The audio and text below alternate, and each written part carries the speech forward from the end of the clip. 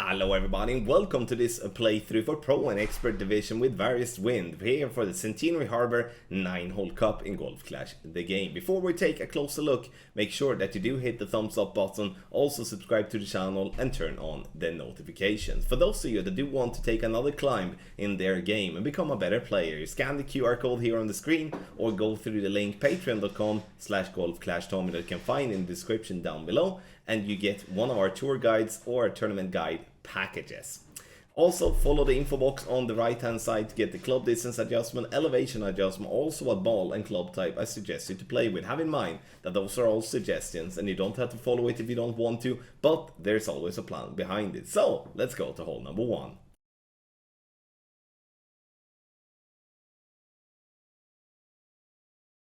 For hole number 1, you can play this shot with any power 2, side spin, power 2 plus, side spin 3 plus, win 3 or win 4 ball. So play with a free to play ball or with a paid ball if you like, it's up to you to decide. 3 right spin, 4 top spin. I'm pushing the rings to avoid having the trees in my way, and it's an NMT, which is a no movement, so don't touch the target until it's time to adjust the rings. No curl whatsoever here, try to hit perfect. The idea here with an adjustment of max plus 10 P3 shall be said is that we're looking to be at 330 yards approximately. We do want to have that little rollout, and 331 yards is the same as having a plus 9 your turn check. So if we're going to go based on our on the table, we're gonna see ourselves at plus 6 your turn to be as for 328 yards as adjustment. So the best way here is to play from your turn plus yardage. Pack the B52 and take a look at what plus yardage you're in. We are in plus 9, which is then important to have in mind because our base is plus 6. 52% slider plus 15% elevation, P3 numbers from plus 6. So here we're gonna use that as a base, adding 0.3. In this angle, we're gonna use 2 clicks of left curl, and this is very important to have in mind because this is a very difficult shot to attack the pin. A lot of bumps and stuff, and then the wind angle tweaks becomes super important. So making the wind angle tweak by using a slight left curl here with 2 clicks of left curl to compensate for the wind. If we're having more crosswind, we're not going to use any type of curl whatsoever, then we're just going to play as is. Bouncing on the fairway over the bunker, and it slows down a little bit to then fall down towards the pin and almost dead center for a lovely eagle on a very tough par 4 with this wind here in Expert. Get the guide on patreon.com/golfclashtommy.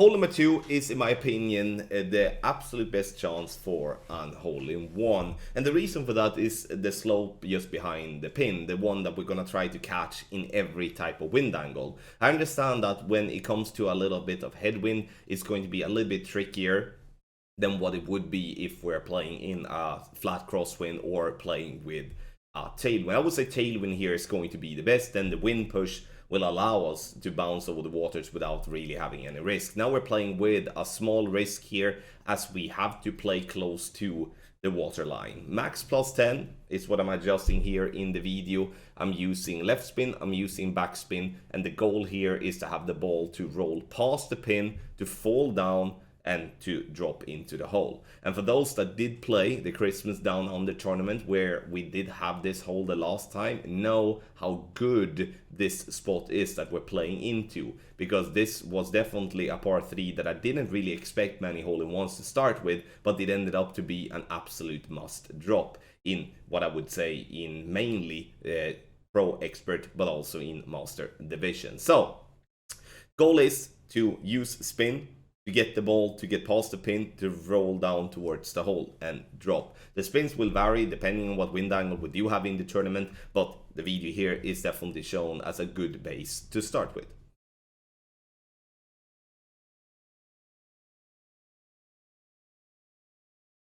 So when it comes to option number 1, which is more aggressive one. We'll start with the blue ring by the rough line. Now we're going to check wind angle. Very important, because that's going to decide how much we're going to push up after our adjustment.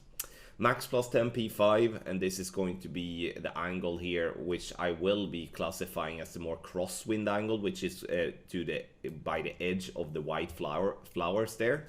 Pushing up 3 rings here with Apocalypse level 7. Obviously that will differ with Apoc 6 and 8. Max topspin, 2 left spin. You can see that this is definitely a big boy shot. I would strongly recommend to not try this shot with Apocalypse level 5. Apocalypse level 6, 7 and 8, which is what we will be recommending. Max overpower with a slower needle and half a ball of a right curl. The idea is to have 1 bounce into the rough to then roll out and then position ourselves for a thorn for the second shot. You don't have to play with a berserker, but I like to have a little bit higher wind so the needle is slower off tee.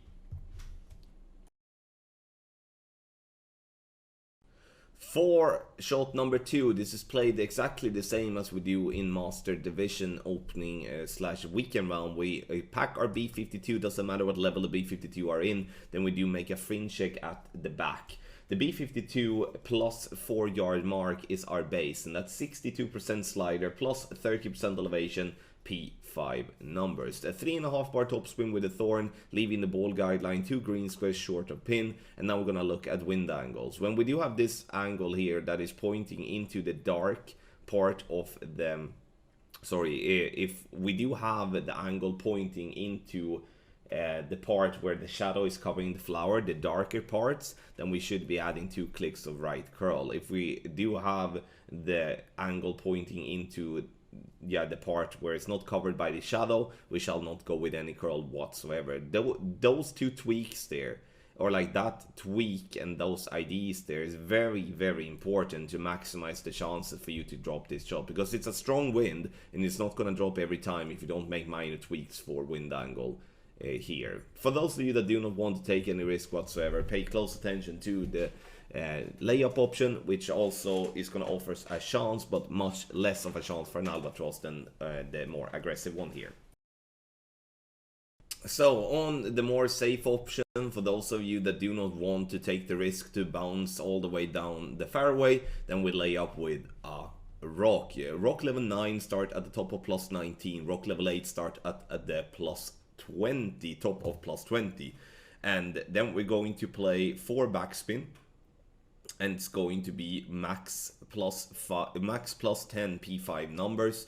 I would recommend to favor 1201 if anything here, because a strong 1159 could give you a problem, even though obviously it's a clear mistake. No curl whatsoever, try to hit perfect, great left, great right are fine, and obviously perfect too.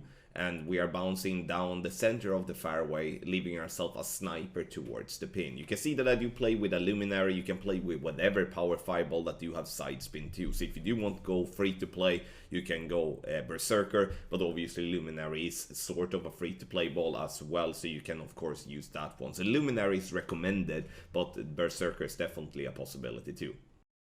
On the second shot, we are going to be playing with our sniper here, as already explained. 2 left spin, and I'm using in this case 4 bars of top spin, and that's going to be our default, because we're looking to max line, but more importantly we're looking to have the tip of the ball guideline to be 4 green squares short of pin, but in line with pin.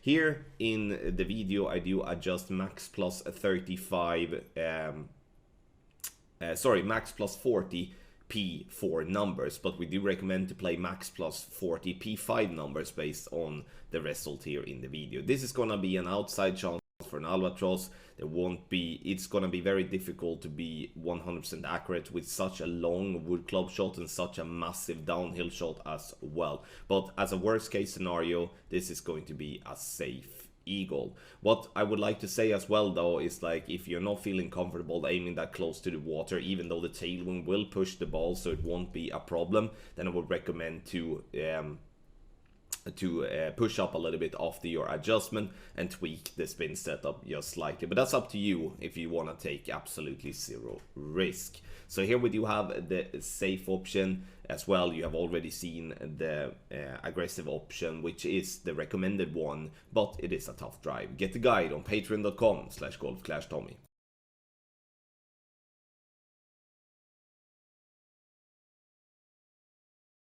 For hole number 4, this is actually a pretty fun par 4 in my opinion. And we're gonna play ourselves over to the fairway island that you can see there in the center. 3 right spin. And we're using whatever topspin that is needed without putting ourselves in a position where we have to go with a lot of overpower. So it's gonna be all from 3-4 bars of topspin up to 5-6 bars of topspin. Maximum distance plus 25% elevation. Try to hit perfect, but the grade here should be no issues. Goal to bounce onto the fairway into the rough and then roll out here into the center of the fairway pad. Now, we're gonna have 2 situations to happen here depending on what wind we have on the second shot. If we do have a tailwind, we're gonna play with our long iron. But if we do have a crosswind or a headwind, we're gonna play with our sniper. In this instance, incomplete minimum distance. I'm using all the left spin that I can, and the reason I'm doing that is to put myself away from having to play on the more smaller rough patch. So it's a 3 left spin, and I'm using whatever whatever backspin that gets the ball guideline to be 1 green square through the hole. Because we do have a slight headwind, we need to compensate for that, and that's the way we're doing so. Minimum distance minus 5%. Elevation, and obviously if you do play closer to medium distance, then it's medium distance. If you do play with a long iron from more or less max club, then we would recommend to play with 5% elevation, not the -5, so just +5 instead. Bounce into the rough, rolls down the green. This green is slightly downhill, which obviously helps with the rollout, and then we get ourselves a very nice and kind of easy eagle on a tough courts such as Centenary Harbour.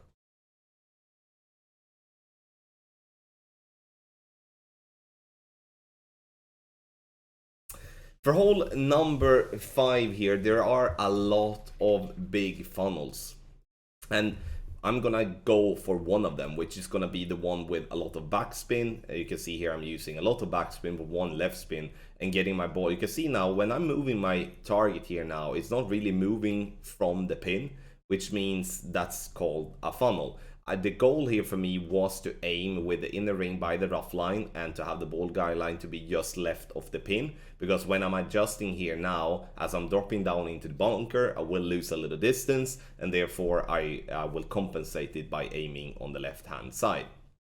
Because the more left I were, the more right the ball guideline were shown, which is, I mean, that's sometimes that happens, and that's good that we're spotted that. No elevation, true club distance here with the rocket. You can see that we come onto the green and it falls down the hill here and it drops lovely right at pin for a beautiful hole-in-one. For those of you that do have experience of this hole, know that there is an absolute massive funnel on the left side of the bunker as well, and that's definitely worth exploring in certain wind angles. But I do believe when it is a crosswind left to right to left, the rough bump there in the center allows you to remove most of the tricky parts, because even though there is a massive funnel on the left, there is a big slope is going to go up and it's going to fall down. There's a lot of roll and a lot of movement compared to there in the center, and therefore my focus was on this rough bump here in the middle. Interesting hole, and I do believe we're going to see a lot of hole-in-ones on hole 5.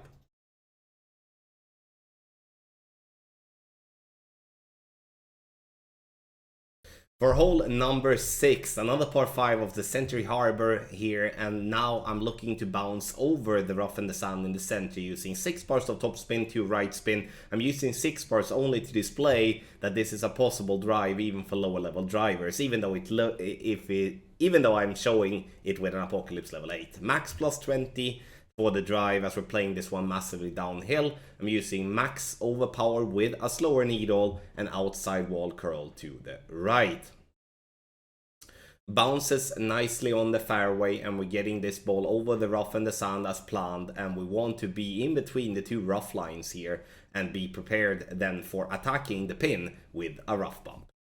The second shot, you can see that I'm playing with a Cataclysm, but I'm suggesting the Sniper in the info box. Why is that? It's because we are in range to play with the Sniper, then there is no need to play with the Cataclysm at all, in my opinion. Even though Cataclysm level 8 is a beast of a club, I would say the Sniper here, as for general use, is definitely the club that should be used.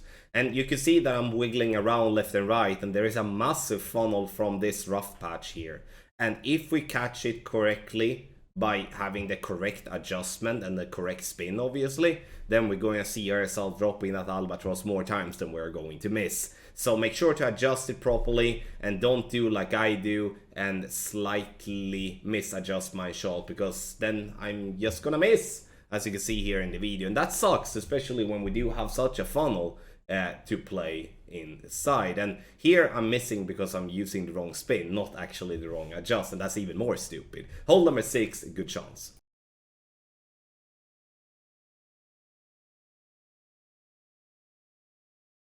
For hole number 7, the way I wanted to demonstrate this par 4 is that I want us to get ourselves up to play with a long iron or a short iron towards the pin. The difficult part we have with this hole is the water. If we do not have any tailwind or just a flat crosswind, there is no chance whatsoever to reach over the water. And the thing with that is that then we're going to have to lay up just short, and we're going to have to play just with a wood club to get the ball to green and just have a safe birdie. So I'm not going to demonstrate that. That's kind of like a no-brainer play, and I wanted to push for an eagle. So max plus 20, I'm using max overpower, and here I'm using a topspin amount that is possible with lower level apocalypse, but I would say like this: use as much topspin that you can, because if you're not rolling far enough, you're gonna have the trees that is on the right side there in play. Now I rolled just far enough, which in this case gives me a nice open play with my short iron. So what I would recommend here now is to use all the right spin that you can, and whatever backspin that gets you to be above the bunker. We kind of don't want to, like, we can fall down into the bunker a little bit, but if we're aiming just on the side of the bunker, then that's going to be a problem because we're playing with such a small margin. So give yourself room, and then you're going to have yourself a good chance. You can see that I play with a Berserker ball is because I felt there from tee that it was going to be a valuable ball to use, as the plan was to go max overpower. But obviously you can play with different type of golf balls here on this hole. The important part is just that if you do have the wind for it, you shall push the drive, because getting up to a long iron or a short iron is the only way for you to get yourself a look at the eagle. And if you have a look at the eagle, this second shot is actually fairly easy. But if you do have a headwind, we need to lay up, then we'll lay up on the very left to have such an open shot towards the pin, and we are giving ourselves just a transport. We're just gonna transport the ball to the green and take ourselves a safe putt for a birdie, but that's super boring. So let's hope we do have some good wind in the tournament.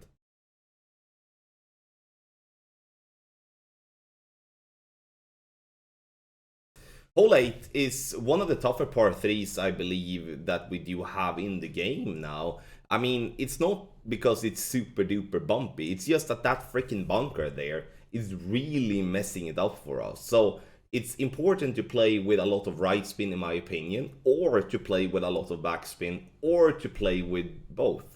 And it's obviously silly of me to put all of those combinations to you here now, but the reason I'm saying as I'm doing is because those combinations is removing the bunker as much as possible from play. I understand that we might not have the club or the ball to allow us to play with a lot of backspin, but a situation like this could be like a backspin boost ball, could be super handy.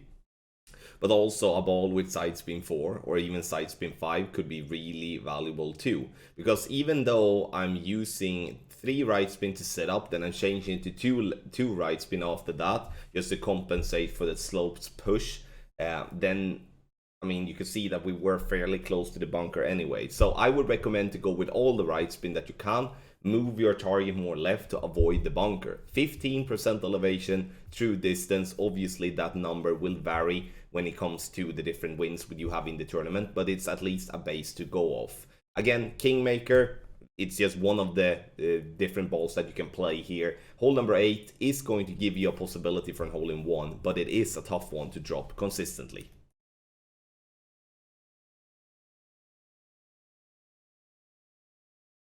Are going to play down to the, I would call it the center fairway pad, if that makes sense. The one that actually looks like a boomerang or a banana, whatever we would like to call it. So the goal here is to bounce on the fairway into the rough to slow the ball down and land on the fairway. Max plus 20, and I'm using max club. And here I think it's once again important to play with the driver that gives you the most power possible. And the reason for that is you do want to make sure that you can stay away from using any unnecessary overpower. Because obviously using unnecessary overpower will complicate it massively. You might end up into the rough, then you might struggle to get into the green in 2. If we do have a tailwind here, you can use a power 5 ball or any type of ball that do have some topspin boost and actually bounce that ball down towards the green. If you do want to see an example of what I'm thinking about, then you can watch the master playthrough video and check hole number 5 there too, where I show you an example on how you can use a topspin boost from the third tee, which would be more or less the same as you would be playing from the second tee.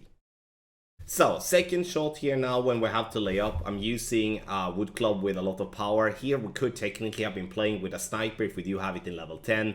And I mean, if we do have the Cataclysm level 7 or better, then we do have the ball guideline, then we can stick with the Cataclysm. But otherwise, choose the sniper and gamble a little bit.